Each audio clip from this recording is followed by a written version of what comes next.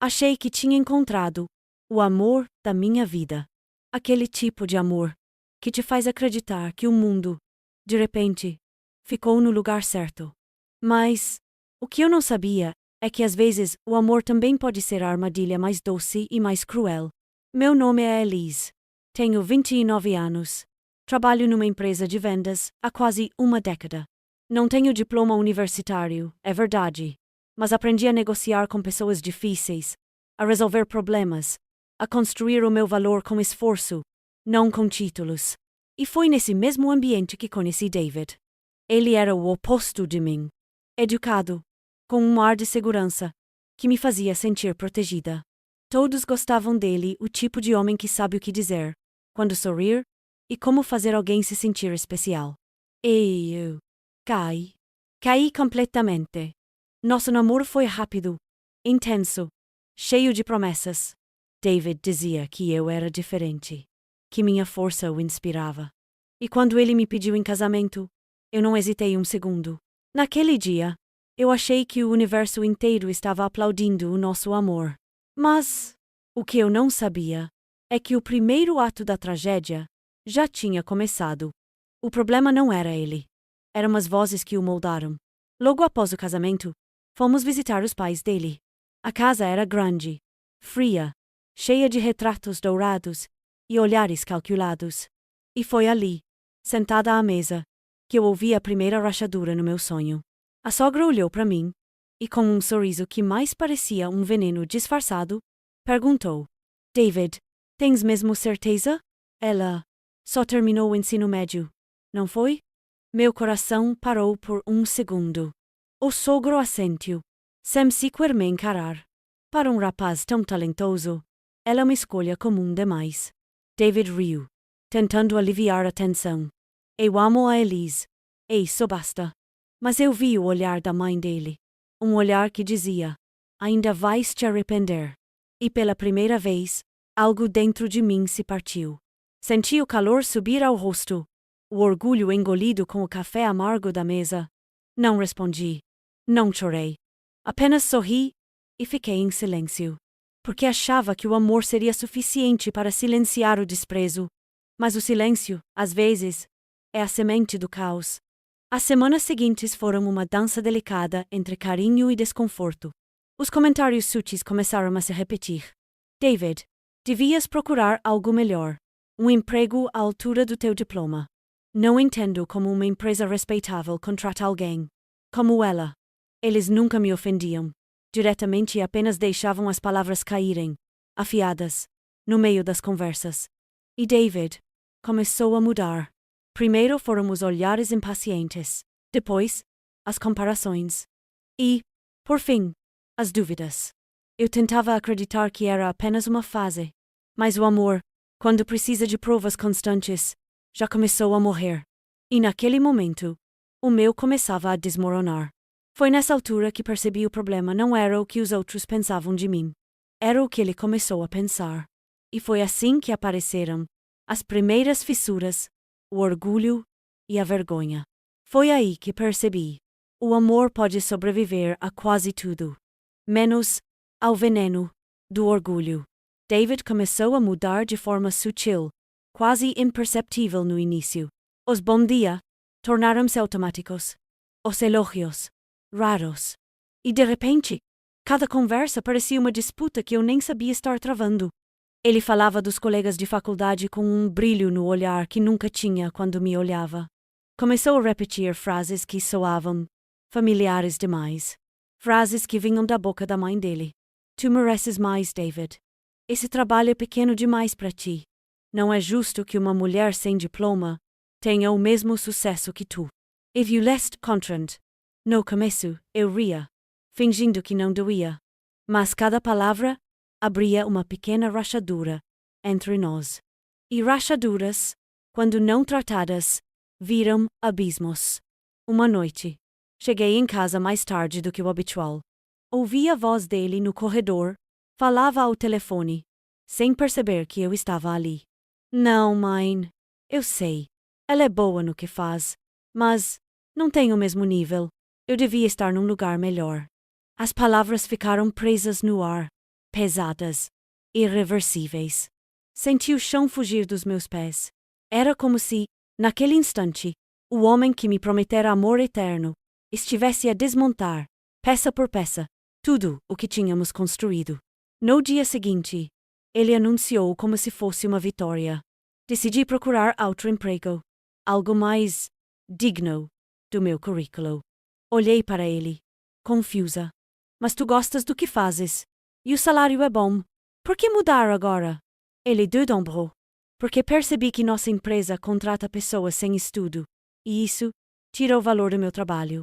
Versei vermelho. Data vermelho. O ar ficou pesado.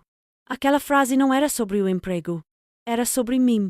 E foi aí que o orgulho matou o respeito. E o respeito, o amor. Ele deixou o trabalho no dia seguinte, sem sequer me consultar. Foi para uma fábrica onde a mãe dele tinha contatos. O salário era menor, o ambiente mais rude, mas ele parecia determinado a provar que era melhor que todos. Demorou apenas uma semana para o ego dele colidir com a realidade. Uma idiota lá, Alice. Nem terminou o secundário. E acha que pode me dar ordens. Eu tentei acalmar. David, é o teu chefe. Tens de ouvir as instruções. Mas ele gritou. Não aceito ser mandado por alguém que nem estudou. O orgulho dele virou raiva. E a raiva virou destruição. Poucos dias depois, ele explodiu literalmente. Quebrou parte da maquinaria da empresa depois de discutir com o supervisor. Foi despedido, humilhado e obrigado a pagar pelos danos. E, pela primeira vez, eu vi algo se quebrar nos olhos dele, mas não era arrependimento. Era ressentimento. Por mim. Naquela noite, ele disse com frieza: os meus pais vão morar conosco. Não temos escolha. E eu subi, sem precisar de mais palavras, que o que restava do meu casamento estava prestes a ruir. Eu pensei que já tinha vivido o pior, mas nada te prepara para o momento em que a tua casa deixa de ser um lar. E foi assim que começou a invasão. Achei que nada mais poderia piorar. Mas me enganei. O inferno não começa com gritos. Começa quando o silêncio da tua casa já não te pertence. Lembro-me perfeitamente do dia em que eles chegaram. As malas na porta, o olhar triunfante da sogra, o tom autoritário do sogro, como se eu fosse apenas uma inquilina que devia agradecer por tê-los ali. David, ao lado deles, com o mesmo sorriso vazio de sempre. Vai ser temporário, disse ele. Mas dentro de mim, eu sabia. Nada seria temporário. Nos primeiros dias, tentei manter a calma. Fiz o jantar, arrumei os quartos, estendi a mesa. Mas cada gesto meu era um convite para o desprezo. Isso é jantar? Perguntou a sogra, empurrando o prato. Antigamente, mulheres sabiam cozinhar de verdade. Engoli o orgulho com o gosto salgado das lágrimas que não deixei cair. David ficou em silêncio. Não me defendeu. Apenas mudou de assunto como quem prefere a paz da covardia à guerra da verdade. Pouco a pouco, os três transformaram o meu lar num campo de batalha. O sogro reclamava de tudo. O cheiro da comida, o horário das luzes, até o som do meu teclado, quando eu trabalhava. A sogra deixava a roupa suja espalhada e dizia que isso é coisa de mulher, cuidar da casa. E David passou a falar comigo como se eu fosse uma intrusa. Elise, tenta não provocar a minha mãe. Eles estão aqui porque precisam. It is a visiting, and that is a variant. Mas quem precisava, na verdade, era ele. Precisava de alguém para culpar pela própria fraqueza. Certa noite, o sogro me olhou com desprezo e disse: Tu arruinaste o meu filho. Ele era promissor. E agora está assim, por tua culpa. A sogra completou com veneno. Não o apoiaste. Uma mulher de verdade levanta o marido, não o faz cair. Senti o sangue ferver. Por um instante, quis gritar, revidar, mostrar que eu era quem sustentava aquela casa, que cada conta paga levava o meu suor. Mas me contive. Olhei ao redor o quarto cheio de malas deles, a sala desorganizada, a ausência de paz. A minha casa tinha sido invadida. E o pior é que David parecia confortável com isso. Com o tempo, deixei de fazer questão. Deixei de cozinhar refeições elaboradas, de limpar cada canto, de agradar. Se reclamavam, respondi apenas: o dinheiro está curto. Se quiserem algo melhor, podem fazer vocês mesmos. She were person of daring. People in the letter. Foi então que percebi algo assustador. Quando uma mulher para de tentar agradar, o mundo ao redor se descontrola. David explodiu. Não tens respeito. Nem por mim, nem pelos meus pais. Olhei nos olhos dele. E pela primeira vez, falei sem medo. Trabalho o dia inteiro, pago as contas, cuido de tudo sozinha, e ainda queres que eu te trate como um rei? Ele ficou em silêncio por um segundo. Depois, jogou um maço de papéis sobre a mesa. Aqui está. Se não gostas, então acaba com isso. The specially. In not our event. Pisquei. Confusa. E quando vi o que era? Papéis de divórcio.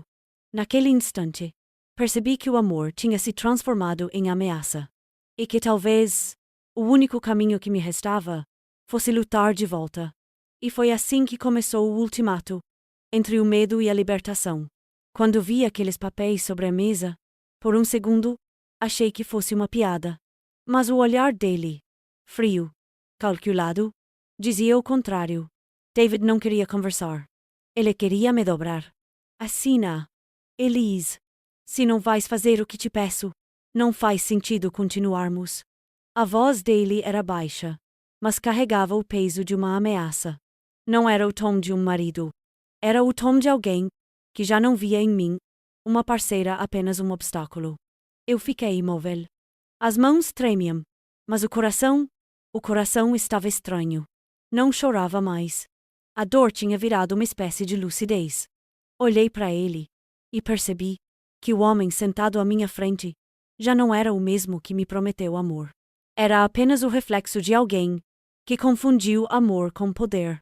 Estás a ouvir, Elise? Ou obedeces, ou acaba tudo. Engole o ar pesado da sala. Atrás dele, via o vulto da sogra, escutando a conversa com aquele sorriso discreto satisfeita. E eu percebi, o divórcio não era a ideia dele. Era mais uma arma, colocada nas mãos dele, por quem sempre quis me ver de joelhos. Sabes o que é pior? Disse ele. Mesmo sem diploma, ainda achas que podes me desafiar. This is depalled and into the mind do the sister, and devised on the seps.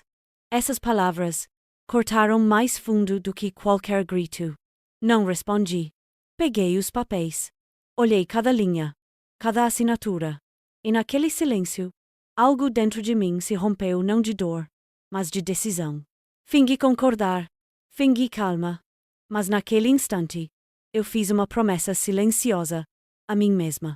Se ele quer o fim, eu vou escolher como será o último ato. Nos dias seguintes, continuei como se nada tivesse acontecido. Trabalhava, sorria, preparava o jantar. E, em segredo, comecei a registrar tudo. As ofensas, os insultos, as agressões verbais, o modo como ele e os pais me tratavam. Gravei áudios, tirei fotos, guardei cada prova. Não era vingança. Era sobrevivência.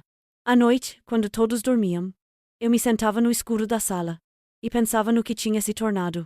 Uma mulher que já não amava, já não sonhava, mas ainda assim, respirava. E isso, para mim, era sinal de força. Certa manhã, vi David rasgando uma carta à conta atrasada da eletricidade. Ele não trabalhava mais. Os pais também não. Viviam à minha custa. E ainda assim, me olhavam com desdém. Deverias agradecer por teres um marido com nível superior, disse o sogro, rindo. Foi ali que percebi. Eles não queriam um lar. Queriam um trono. E eu era a serva que devia sustentá-los. Mas o que eles não sabiam é que a serva estava prestes a fugir do castelo. Enquanto eles dormiam tranquilos, acreditando que me tinham nas mãos, eu já preparava o meu próprio plano de libertação. E foi assim que começou a virada, o plano da liberdade. Eles achavam que eu era fraca, que o medo me manteria presa, obediente, calada. Mas o medo, quando amadurece, se transforma em estratégia. E foi assim que o meu silêncio se tornou a arma mais poderosa que eu tinha. Comete devagar, nada de movimentos bruscos. Quando vives com inimigos, qualquer passo errado pode ser fatal. Enquanto eles passavam o dia inteiro no sofá, reclamando da vida e de mim, eu sorria o mesmo sorriso que antes escondia dor. Agora escondia propósito. Passei semanas planejando cada detalhe. Abri uma conta separada. Guardei dinheiro. Procurei um novo apartamento. Pequeno, simples, mas meu. Um lugar onde eu pudesse voltar a respirar. E enquanto isso, continuei recolhendo provas, documentos, tudo o que pudesse proteger-me do caos que viria. Certa noite, quando David reclamou da comida pela 10ª vez, olhei para ele com a serenidade de quem já não sofre. Apenas observa. Sabes, David, talvez estejas certo. Talvez eu devesse te tratar melhor. Ele sorriu, satisfeito, acreditando que tinha vencido. Mas por dentro, eu já estava longe. Dias depois, anunciei o que chamei de presente de reconciliação. Comprei umas férias para vocês 5 dias num resort. Tudo pago. A sogra quase saltou da cadeira. Finalmente fizeste algo útil. David, orgulhoso, me olhou como se eu tivesse pedido perdão. Boa decisão, Elise. Talvez haja esperança em ti. Eu apenas respondi: sim, talvez haja. Enquanto eles preparavam as malas, eu preparava a minha fuga. Assim que o carro deles desapareceu na esquina, a máscara caiu. Corri pelo apartamento. Recolhi cada peça minha, cada lembrança, cada dor. Era estranho. Empacotar uma vida inteira em silêncio. Mas pela primeira vez, aquele silêncio não doía, libertava. Em menos de 24 horas, tudo estava resolvido. Enviei os pertences deles para um alojamento barato por semana, cancelei o contrato de arrendamento e entreguei as chaves.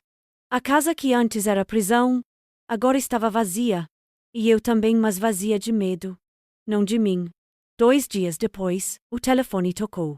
A voz de David tremia. I have to the it is the tremia. Elise? A porta não abre. O que é que fizeste? Sentei-me calmamente. Olhei pela janela do meu novo lar e respondi: ah, é verdade.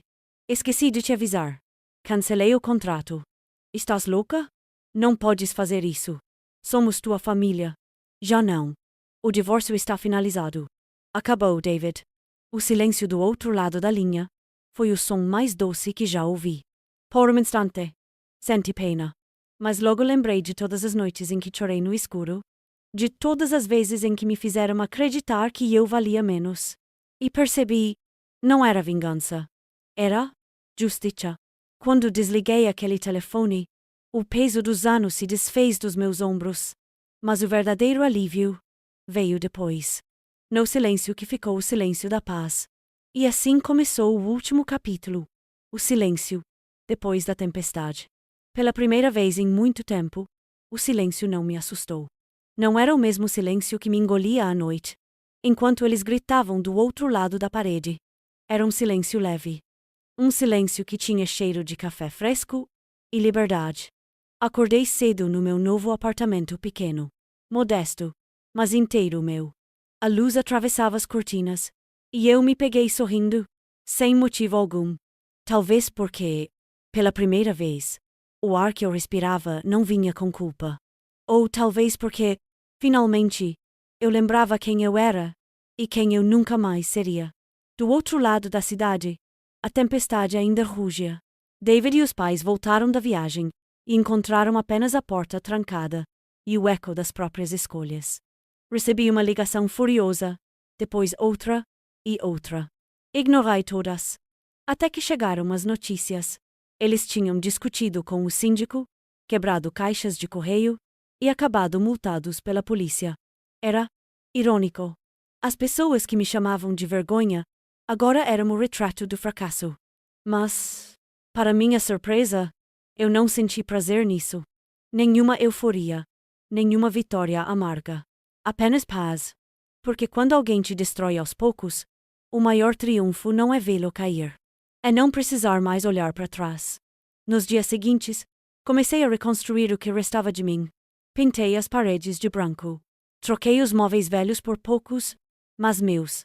Enchi o apartamento com plantas vida verde, silenciosa, que crescia sem pedir permissão.